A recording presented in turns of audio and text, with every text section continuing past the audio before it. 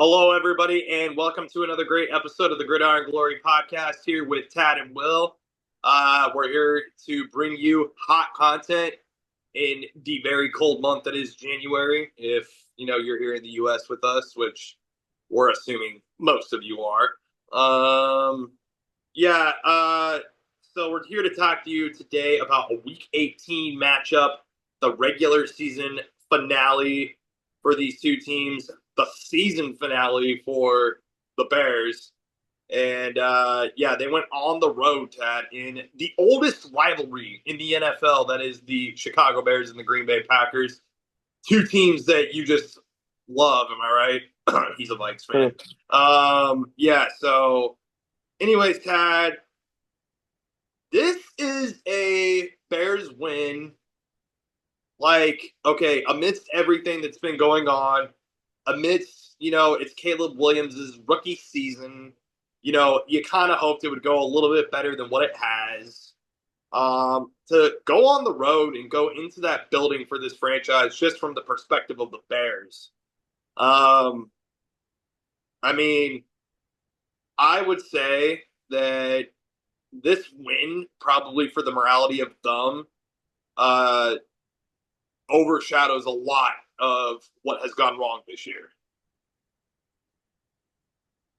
I mean, yeah, to an extent, yeah, you love to beat the Packers. They haven't done so for quite some time. They've racked up quite an extensive losing streak, and now they break that. They get the win. They get their first road win of the year to close out the season. So yeah, they get the field goal at the end this time. Of course, the first game they missed the field goal. Well, it was blocked. They didn't really miss it. It was blocked at the end of the first Bears Packers game, but this time no problem in the execution. Cairo Santos gets it to go, and the Bears 24-22. I mean, it's something to build off of. I mean, they still have a lot of things to figure out in the offseason, but definitely gives them some momentum, gives the fans something to celebrate. So, And obviously, late in the game when DJ Moore went ahead and scored that go-ahead touchdown that made it 21-13 with just about five or so under minutes left to go in the football game. And in this game, Tad, he had 9 catches for 86 yards and a touchdown. And I would just like to personally ask you where you would rank DJ Moore amongst receivers in the league. DJ Moore, he's an above average receiver. Um, yeah, DJ Moore, like I said, the receiving touchdown. Let's see here. He's played for looks to be about five. He was undrafted out of Maryland. The 27-year-old. He played for the Panthers for about 5 seasons. This is his second year on the Bears. So, Tad, with that analysis and everything, I would definitely Yes. say that DJ Moore is a veteran, if nothing else, on this Bears team. Yeah, DJ Moore, the first round draft pick for Carolina in 2018. Definitely a very interesting journey there. And then of course he was involved in the trade for that um number one pick that ended up being Bryce Young for Carolina. So an interesting journey there. And I know his stats might not look the greatest this year, but I mean the Bears, they're still figuring out their passing offense. So I think he's a quality receiver still. Okay, so Tad, I just want to get. I mean, my personal take is on this on Caleb Williams for the season, right? Because obviously you get this win, and it was big, and you know, Caleb Williams, just to me, I would say like obviously a lot to improve on, but not the worst season that you can have in your first year. I mean, not the worst. Obviously, amongst rookie quarterbacks in the league, I would not rank him on the Jaden Daniels or the Bo Nix tier, No, but I would probably rank him like he had like about a mid tier rookie performance.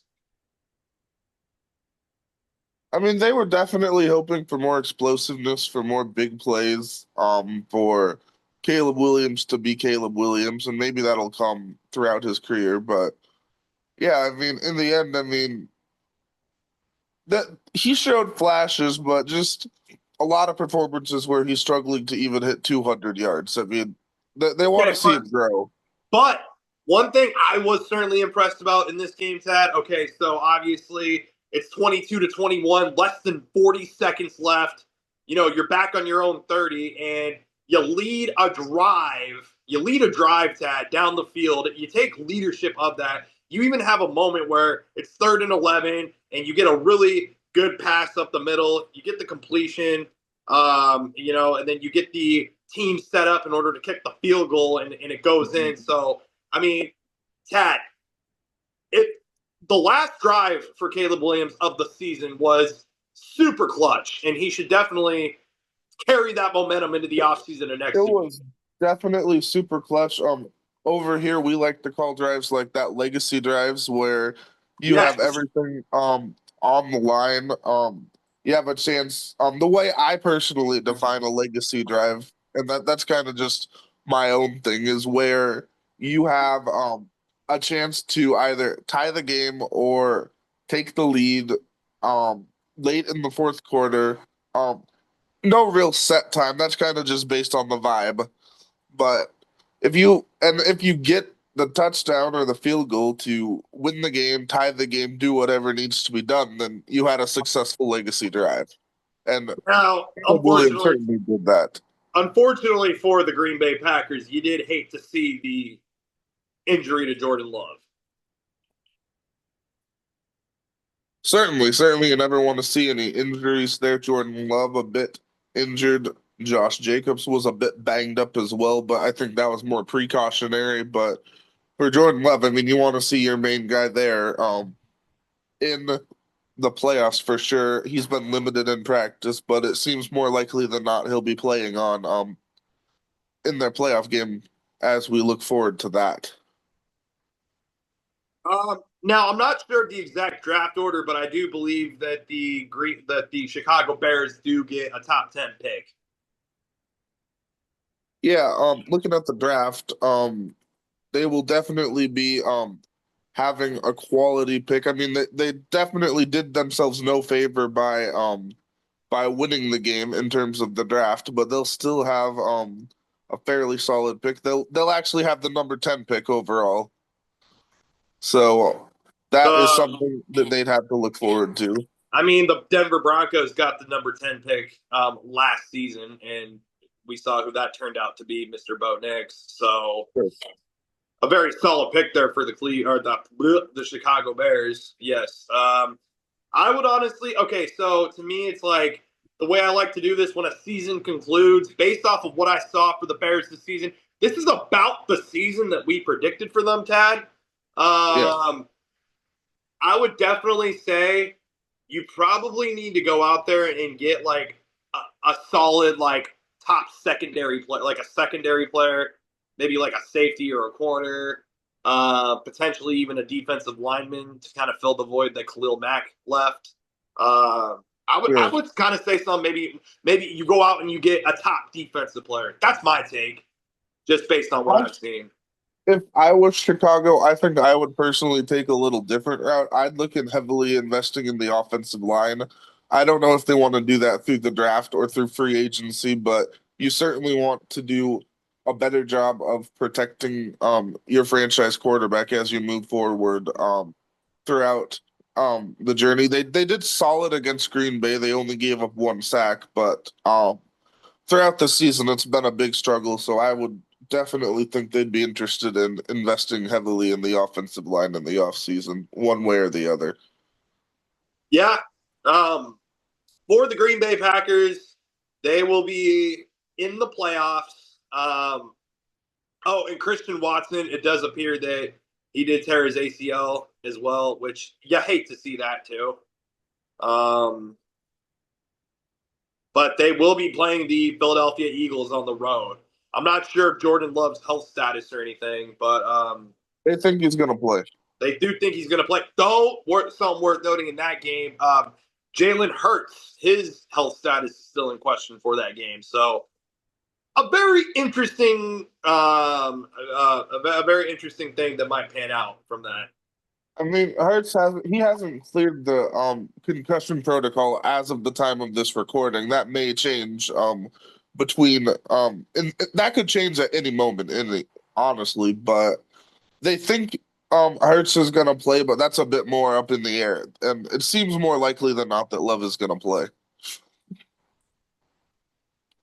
And I mean, yeah, so Green Bay, obviously not the kind of loss that you wanted to have to end the season, but you just got to focus up and get ready to go on the road to play a playoff football game against the Philadelphia Eagles. I mean, 11-6. To be honest, Tad, that's probably about the season we predicted for them. Actually, probably even exceeding. They probably exceeded our predictions, but still. It Um, was a really interesting season for Green Bay. I mean, obviously 11-6, that's great and all. Third place in the division. I mean, it's obviously a crazy division, but you go 11-6, but five of the six losses being to the top contending teams in the NFC. So, I mean, just a lot to think about there with the Packers. I mean, you lose to the Lions twice, lose to the Vikings twice, and then that loss in Brazil to the Eagles. So the so question is when they face the better teams, what's going to happen? And we'll have another chance to see that in Philadelphia. absolutely, the Packers did play the Eagles in a really good game down in Brazil. So Um, it'll be very interesting to see what happens, but they just need to get ready to go on the road and play a playoff football game. Chicago, good luck to you guys in the off season. Hopefully, you guys can get more than 5 wins next year. Great way to end your season. And Caleb Williams I mean, I would definitely say he needs to probably work on. Obviously, you need to hit. He definitely still needs to keep hitting the weight room, but he also needs to. I would definitely say Caleb Williams needs to probably improve on maybe some more of like his mobility, some of his composure. Watch a lot of film. Huh? Watch a lot of film. Yeah, and he'll get there. So yeah, so the Bears 24, Packers 22. Bears conclude their season with a 5-12 record. Packers are getting ready to go to the playoffs. So be sure to like, subscribe, and follow. Be sure to follow us next week as we will be bringing you super wild card weekend recaps. So this is the month of January, the hottest month on the Gridiron Glory. We've been working at it all season long to bring you some hot January football. Contradictory though, it is very cold. So yeah, like, subscribe, and follow. Thank you so much.